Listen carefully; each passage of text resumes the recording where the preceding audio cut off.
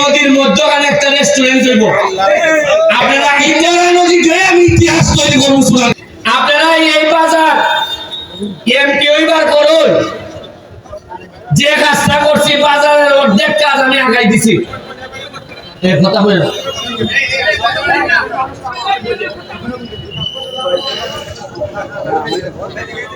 আপনারা আজকে যাইবার সময় আপনারা খোয়াই নদীটা দেখতে যাবেন।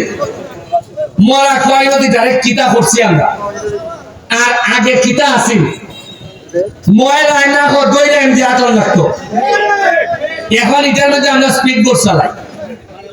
এই স্পিড বোট চালাইতে গিয়ে এটা তলে বইয়া গেছিলাম।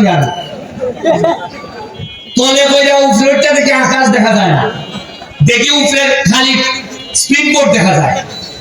তখন আধা মিনিটের লেগে মনে হয়েছে মনে হয় মরমু। এরপরে আবার ডুব দিয়ে পার হয়েছি, এরপরে দিকে আকাশ দেখা যায়।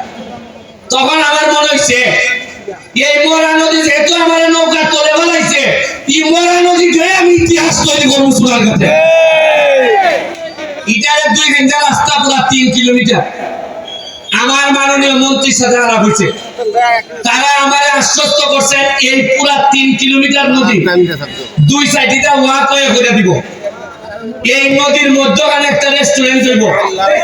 আপনারা আইতে গিয়া নদীর মধ্যখানে ঝুলন্ত রেস্টুরেন্ট, এখানের মধ্যে গিয়া আপনারা খাওয়া দাওয়া করবা। একটা দারুণ রেস্টুরেন্ট হইব।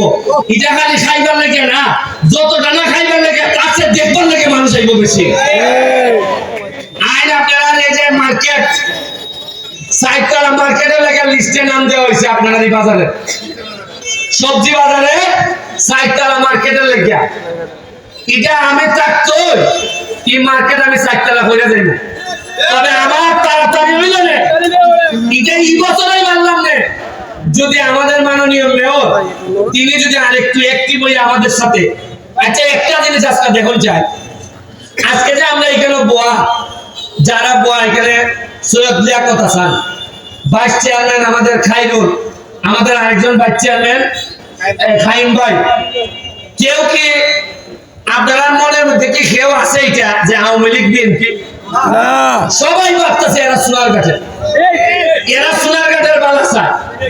এই হিসাবে মনের মধ্যে তো দলীয় কোনো কুন্দল নাই। আরে সোনার ঘাটের স্বার্থের বিষয়ে দল তো করে আগে সোনার ঘাট আগে, এটাও বুঝার লাগবো।